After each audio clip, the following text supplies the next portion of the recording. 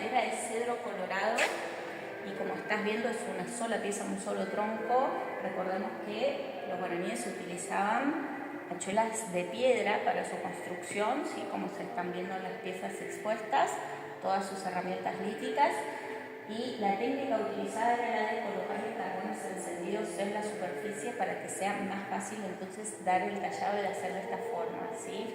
Recordemos entonces, como te decía, esto fue encontrado en el año 2009, unos 15 kilómetros al sur acá, en Callao, en la costa. El equipo de arqueología hizo su rescate y como estás viendo es una pieza tal cual la que trabajaban en su momento y todavía en algunos lugares del Amazonas me han comentado que se sigue haciendo exactamente de esta misma manera, ¿sí? Con un solo tronco calado totalmente para realizar entonces sus embarcaciones, ¿sí? Después tenés la parte de lo que tiene que ver con todas las flechas, puntas de flechas, las arrojadizas o las que son para las herramientas para lo que es cortar el cuero, ¿sí? Sacar lo que sería la piel de los animales, como estás viendo ahí las boleadoras, ¿sí? Y en este sector lo que es la cerámica. El ñaú era recolectado por las mujeres que eran las encargadas de realizarlo, ¿sí? De la costa, casi siempre, ¿no? Recordemos que los guaraníes pertenecientes a lo que era la cultura de los canoeros se asentaban a las orillas de los grandes cursos de agua, lagunas o arroyos también, ¿sí? Entonces, como estás viendo, esta era toda su tecnología, sus canoas, la realización de sus canoas con madera, con troncos, sus herramientas de piedra y la cerámica, que era lo realizado entonces en ñaú, en arcilla, y como se ven entonces las típicas decoraciones. Recordemos que esto era utilizado para su vida diaria, ¿no? Eran sus utensilios domésticos. También poseían urnas funerarias, que eran los yapepó, ¿sí? Eran urnas que durante la vida de la persona antes que fallezca, obviamente, se utilizaban desde para almacenar chicha, agua, alimentos de diferente tipo, pero una vez que fallecía la persona, su dueño, era colocado entonces en posición fetal dentro y enterrado en las cercanías de lo que era su tecoa, ¿no? Donde estaban habitando. Eso seguramente siempre, lo que también colocaban junto, ellos no, digamos, en las posesiones no creían, ¿sí? Tenían alguna hachuela, alguna herramienta, algo muy particular, muy puntual, pero más que eso no, el territorio, la comida, todo lo que les daba la naturaleza tupá era algo comunitario. Entonces el guaraní siempre vivía en comunidad y eso va a ser, ¿sí? Continuamos por esta parte, ya lo que corresponde a la época de la misión, va a ser aprovechado también y respetado, ¿sí? Si se quiere de alguna forma, acá en este sector se ve la planta de lo que era la misión por los padres jesuitas, entonces, ¿sí? Que van a permitir que ellos continúen viviendo en sus viviendas, toda la familia extendida como sus tecoas. Después se van a ir colocando las divisiones por cada pareja, digamos, ¿no? En las viviendas, pero al comienzo van a tener una cierta libertad con respecto a eso. Después, una vez que están instituyendo lo que sería la monogamia, entonces es que van a ir colocando entonces las divisiones por cada familia en las viviendas. Acá en este sector lo que se ve sí es lo correspondiente. Esta es una réplica hecha en Tacuaruzú, forrado en cuero vacuno, de lo que eran sus cañones, ¿sí? El armamento utilizado en la batalla en Gororé, como hablábamos hoy, en la defensa, ¿no?, del territorio y de los pueblos por parte de los jesuitas y de los guaraníes a manos de los bandeirantes. Así que finalmente van a vencer. Acá en el mapa se ve bien exacto el lugar donde sucedió. Al Misiones se puede visitar, sí, está en la localidad de Panamí, si no me equivoco, y se conmemora todos los 11 de marzo, ¿sí?, esta batalla tan importante para todo lo que tiene que ver con la región misionera, ¿no? Hablando de misiones por las reducciones, ¿no? Obviamente no por la provincia exactamente, sino para todos los pueblos misioneros que llegaron, hasta nuestro presente llegan 30, ¿sí?, que nacieron con ese origen, ¿no?, creados por la Compañía de Jesús. estamos Yapeyú, Santo Tomé, La Cruz, Santo Tomé, San Carlos en Corrientes, ¿sí? En Misiones quedan 11, en Paraguay 8 y en Brasil 7. De esos 30 que hasta nuestro presente entonces llegan con ese mismo origen. Entonces acá por ahí, para continuar un poco viendo lo que tiene que ver con la planta urbana de las reducciones, como te comentaba hoy, cuando ingresabas a un pueblo misionero, lo primero que debías ver siempre era el templo, ¿sí? Que representaba entonces la calle principal, iba a desembocar siempre en la iglesia, que era el único edificio más alto que el resto, dominando el conjunto, marcando la meta, el fin último, que era la evangelización. Después ya vas a ver el primer patio del Colegio de los Padres, con el reloj de sol en el centro. Tenemos nuestro reloj de sol desde 1730, segundo patio talleres, el Cabildo, integrado, ¿sí? En la esquina ya la Casa de Alto, por los caciques. Recordemos que los barrios se dividían en cacicazgos, ¿sí? A un lado del templo lo que sería el cementerio, atrás los huertos, y la casa esta en forma de L con las palmeritas que estás viendo allá era el Cotiguazú, otro de las instituciones dentro de las misiones. El Cotiguazú era la casa de las viudas y los huérfanos, ¿sí? Entonces estos elementos urbanísticos siempre en todos los pueblos misioneros acá de la región por lo menos, respetando entonces esta división por cuadras, ¿sí? Por barrios también. Y a saber la evolución un poco en las viviendas, diferentes tipos de materiales utilizados antes del 1700, que viene la orden, ¿sí?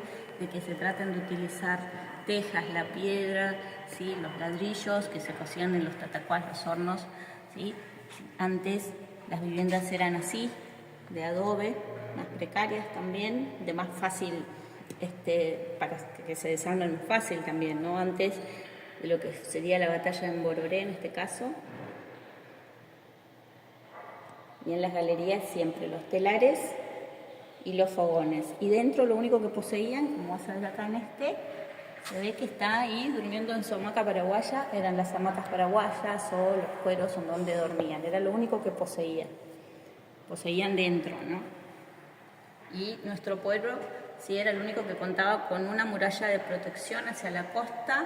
En ese momento eran los charrúas los que atacaban la reducción, buscando robar comida, alimentos, ¿sí? Entonces venían con esa intención, de ahí es que se dispone la construcción de esta muralla un poco para proteger lo que sería el pueblo.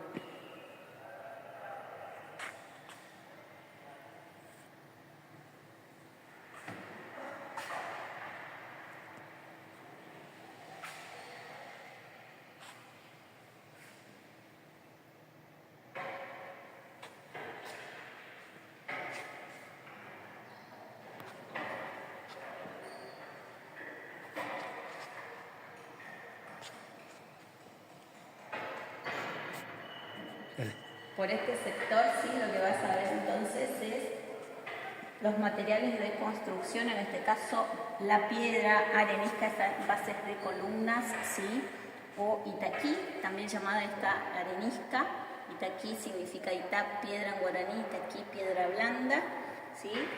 Y esta otra de aquí, la itacurú, ¿sí? O piedra de los pantanos también. El padre Sepp cuenta, como dice acá la infografía, en sus memorias, que de esta piedra, la de Itacurú, cuando él observa entonces que tiene esas manchas, esa coloración naranja que se puede ver, ¿sí? Se da cuenta que tenía gran cantidad de hierro adentro en su interior, la piedra.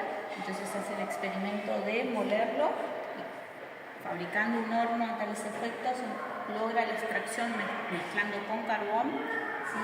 Las partes de la piedra, la extracción del hierro para las herramientas que necesitaban, para la fabricación de las herramientas, ¿sí? Y en esta parte lo que estás viendo son tejas musleras, este es el nombre, ¿sí? Porque al comienzo, antes de fabricar los moldes, utilizaban el muslo, esta parte de la pierna, ¿sí? Para su construcción. Y esta es una de las baldosas octogonales originales. Esto pertenece al templo antiguo, la excavación del templo antiguo, que según los inventarios que nos dejan los padres, tenía una capacidad de 1000 familias en pie, ¿sí? Estamos hablando de unas 4000, 5000 personas, la totalidad de lo que eran siempre las poblaciones de las misiones llegaban entre 5.000, ¿sí? Como mucho, ¿sí? Pasaban esa población, ese número, se subdividía en otro pueblo o se mandaba población, digamos, en rescate a otra que estuviera con baja densidad demográfica.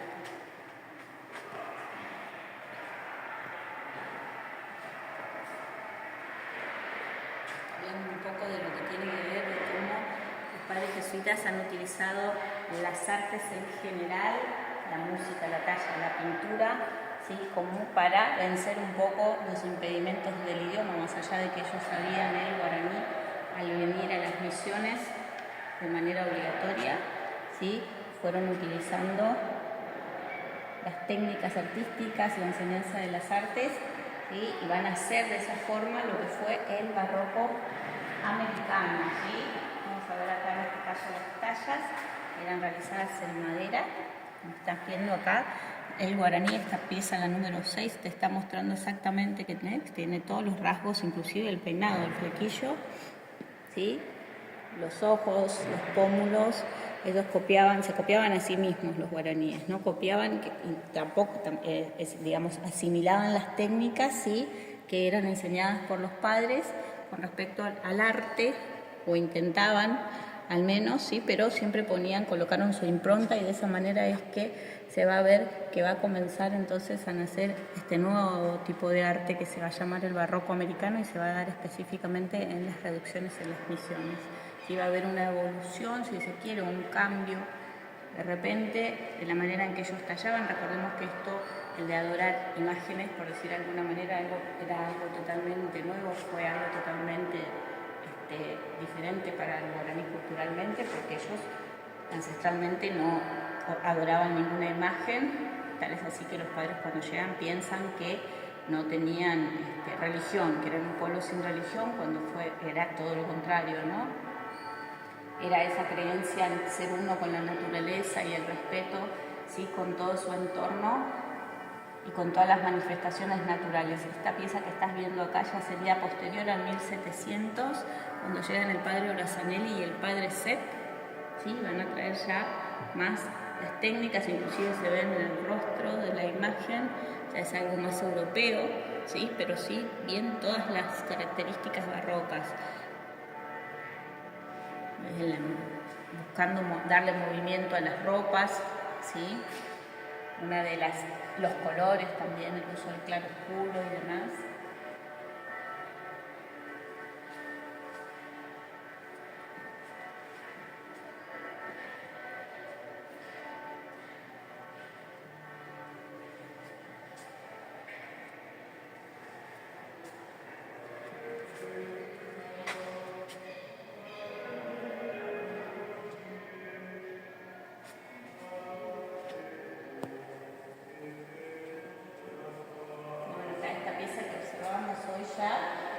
Hecha en arcilla, obviamente, ¿sí? Fue encontrada en lo que era el cementerio, que según los inventarios, que tenemos copia de los inventarios cuando son expulsados los padres en 1768, ¿sí? Existía un cementerio extramuros que era utilizado en las épocas de pestes, ¿sí? Para enfermos, obviamente. Recordemos que la viruela, el sarampión disminuyeron la densidad demográfica, ¿sí? Hicieron estragos, causaron estragos en las reducciones, en las misiones, en este caso, en la población en general, ¿no? Eliminando culturas enteras. En lo que es Sudamérica, con estas enfermedades, el sistema inmunológico del guaraní no estaba preparado. Esta parte sí está correspondiendo a lo que serían las lápidas, todas originales también, del cementerio, sí, dentro de los límites de la misión. Y como estás viendo ahí, se puede observar la leyenda en guaraní, el Omanó Angá, ¿sí? Omanó, murió el pobre o pobrecito, ¿sí? Con el nombre y la fecha en la que la persona ha fallecido. Recordemos entonces que en los cementerios jesuíticos se enterraban a los hombres por un lado, a las mujeres en otro sector, los niños también en otra parte, y los padres y los caciques iban enterrados bajo el temple, ¿sí? Estas piezas han sido en su totalidad prácticamente donadas por distintas familias cruceñas, ¿sí? Estas dos cruces acá, San Benito con el otra, y esta base de altar, sí, lo que fue hallado en un cementerio, en una estancia, zona de estancia, cercano a lo que sería ya la zona de Iberá actualmente, sí, el Miriñay. Recordemos entonces que la cría de ganado fue una de las actividades principales que vamos a compartir junto a Yapeyú. La cruz va a ser una de las que más cabezas de ganado, ¿sí? Tanto ovino y bovino, sí, van a llegar a tener, y las estancias iban hasta el otro lado de la banda del río Uruguay. Acá se observa un poco cómo elaboraban a partir del algodón, como se está viendo, las mujeres, lo que era el tipoí, ¿sí? Este sayito, este vestidito de algodón con el que se cubrían. Obviamente estamos hablando ya en épocas de la misión, ¿no? Previamente ellos sí se adornaban, se pintaban, pero no cubrían. Los hombres sí por ahí utilizaban un pequeño taparrabos, sí, pero las mujeres iban desnudas, ¿sí?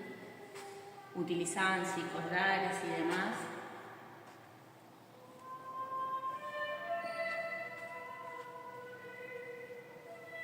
Por este sector, entonces, acá sí vamos a ver otra de las grandes herencias, en este caso la gastronómica. Esto es lo que sería mandió, la mandioca, ¿sí? Mandió en guaraní, y cómo ellos la conservaban, ¿sí? Dejándola secar. Esto es una vez que se extrae el almidón, ¿sí? Se hacen como estas pequeñas tortitas y se las cuelga así. Inclusive todavía en la zona rural donde no hay luz, se puede ver que utilizan estas técnicas también para conservar la mandioca, para cuando no es época de mandioca, obviamente, para tener. Recordemos que para el pueblo guaraní la mandioca, el maíz, porotos eran la base de su alimentación. Ahí también la batata, y eran molidas en sus morteros y le colocaban a todas sus comidas, digamos, esta harina, ¿sí? O de maíz o de mandioca, y era la base de su alimentación. Eso es algo que bastante ha influido, obviamente, en la alimentación de la región, la utilización de estos elementos, ¿sí? Del maíz y de la mandioca, los porotos y demás. Hay platos típicos que todavía se basan. El embatú, que es el guiso de harina correntino, sería un equivalente, sí, también podemos llegar a decir, inclusive como una polenta hoy en día, ¿no? Pero en realidad es el guiso de harina, que se realizaba tanto de harina de maíz o de mandioca. En este sector estás viendo lo que es la yerba mate, ¿sí? La que se siembra actualmente y se cosecha y se consume, obviamente, es Ilex paraguayensis, la variedad. Los guaraníes conocían las propiedades de todas, ¿sí? Y los padres jesuitas al comienzo van a prohibir su consumo, asociando el consumo de la yerba mate o la yerba del Paraguay, como lo llamaban también, a los ritos chamánicos, ¿sí? Después van a hacer como una negociación, entonces ahí van a permitir este consumo, que ya no lo podían evitar, estaba totalmente extendido, ¿sí? En toda la colonia, por decirlo de alguna manera. Y de esta forma acá estás viendo la ejemplificación de lo que sería. La camiri era la que ellos realizaban, solo extrayendo y moliendo las hojas, ¿sí? Después de todo este proceso de secado y desapecado, ¿sí? A las brasas, como estás viendo ahí en la cartelería. El guaraní entonces molía solo y simplemente las hojas, era la más famosa, la más buscada, realizada con más delicadeza, por decirlo de alguna manera. El guaraní consumía la yerba mate como infusión más que nada, ¿sí? Y era una sola vez al día a la mañana, ¿sí? Y esta era la de palos, la que realizaban los españoles, ¿sí? Estás viendo que era toda la rama prácticamente y la molían así más a grosso modo, ¿sí? Pero entonces los padres van a ver la necesidad de que para vender los excedentes y de esa manera tener el metal para pagar el tributo anual de la corona, cada guaraní censado en las misiones, la necesidad de tener sus yerbales naturales para no continuar teniendo problemas con los encomenderos que explotaban los mismos, que se aprovechaban, digamos, ¿no? Que aprovechaban los mismos yerbales.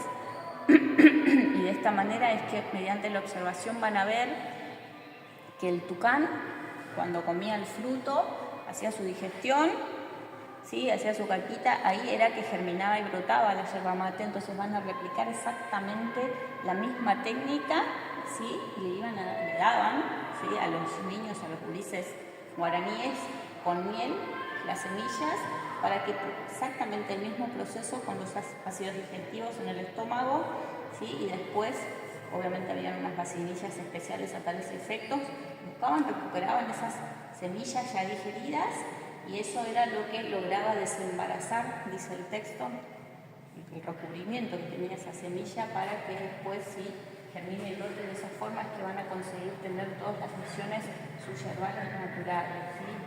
Acá estás viendo un poco lo que tiene que ver con una pila bautismal de la zona rural. Ahí te estás mostrando lo que tiene que ver con las estancias, el territorio, como te comentaba hoy.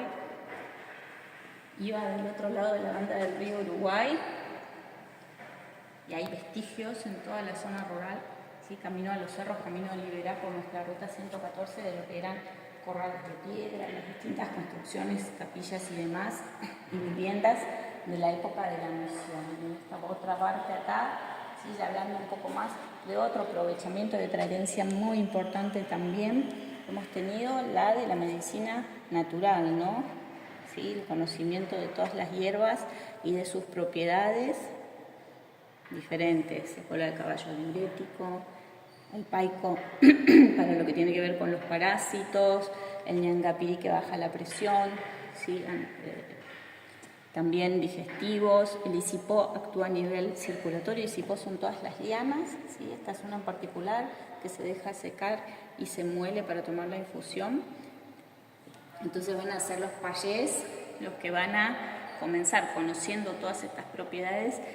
Obviamente entonces los padres le van a dar ese lugar, si se quiere, ¿no? Como de médicos, y van a ser instruidos, educados en lo que tenía que ver con las propiedades medicinales de las plantas. Hoy en día es algo que todavía se utiliza mucho acá en nuestra región, ¿sí? Que no ha ido alguna vez alguna señora, ¿no? Que le cure el empacho, que le tire el cuerito, que le venza de alguna manera, como decimos acá también con lo que tiene que ver con los payés, ¿sí? Como estás viendo, entonces esto sí es una herencia de, como dice el huerto, proveedor de alimento y medicina, aparte de la alimentación, algo muy importante que tenía que ver con la salud, ¿sí? Entonces esto es algo que nos representa al día de hoy todavía, ¿sí? El conocimiento de las diferentes propiedades y bondades de la medicina natural. ¿Esto qué sería? Acá, toda esta parte de lo que estás viendo, sí, son nuestros jardines, digamos, nuestro huerto, y están inspirados, obviamente, en los huertos de los padres. Hay especies autóctonas e introducidas, lo que tenemos guayabos, tenían vides, los limoneros, o sea, todo lo que sería frutales, naranjos, ¿sí? Limoneros, y después todas las hierbas. Por allá lo que tenemos es el aguaribay, ¿sí? O pimentero rosa, ¿sí? Que se utiliza inclusive, podés usarlo como pimienta, también tiene propiedades medicinales, ¿sí? Diferentes especies, como te decía, entre introducidas y autóctonas, porque los padres hacían eso, ¿no? Entonces utilizaban lo que era nativo, pero también trajeron muchas especies que no eran. Acá estás viendo lo que es el caraguatá, que está con su fruto, ¿sí? Esto lo que también se utilizaba era más que nada sacarle las fibras que se ve como tienen para hacer diferentes tejidos o el aprovechamiento, ¿sí? Inclusive para algunos instrumentos musicales, ¿sí? Entonces se machaca, obviamente se saca, se tiene el cuidado de sacarle las espinas y vas a ver todo lo que tiene que ver con esa textura que le da esa. En la superficie se ven claramente las fibras, ¿sí? De lo que sería la planta. Acá la tuna de Castilla también, acá la utilizan para hacer simpatías, como decimos acá, por ejemplo, cuando tenés algún problema óseo en algún pie y demás, se hace como un molde de tu pie, se lo deja secar, entonces hay como todavía una costumbre de ese aprovechamiento, entonces una pervivencia así de esa cultura, de la utilización de los diferentes elementos vegetales que hay acá en la zona.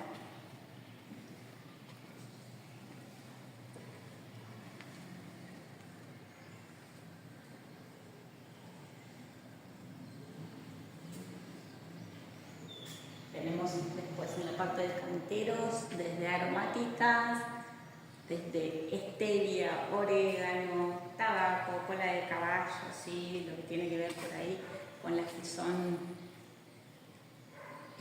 más así como para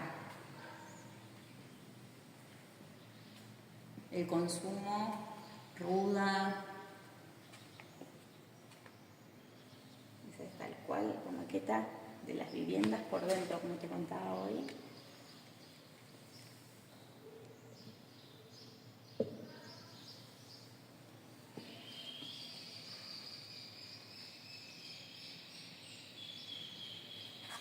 Estos eran así, no sé si se llega a ver por el reflejo,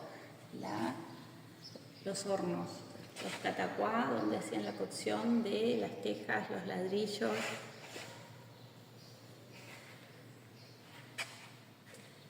Está, todo esto iba bajo tierra, ¿sí? Hay una parte que se ha encontrado acá, la excavación arqueológica ha encontrado lo que serían, mediante una rotura ahí de caños, una obra de instalación de agua corriente, se ha encontrado, la máquina ha dado con lo que serían los pozos, ha hecho la excavación arqueológica y se pudo determinar que se trataba de los tatacuás, los hornos, entonces de las misiones. Recordemos, todos los pueblos misioneros tenían sus tatacuá, ¿sí?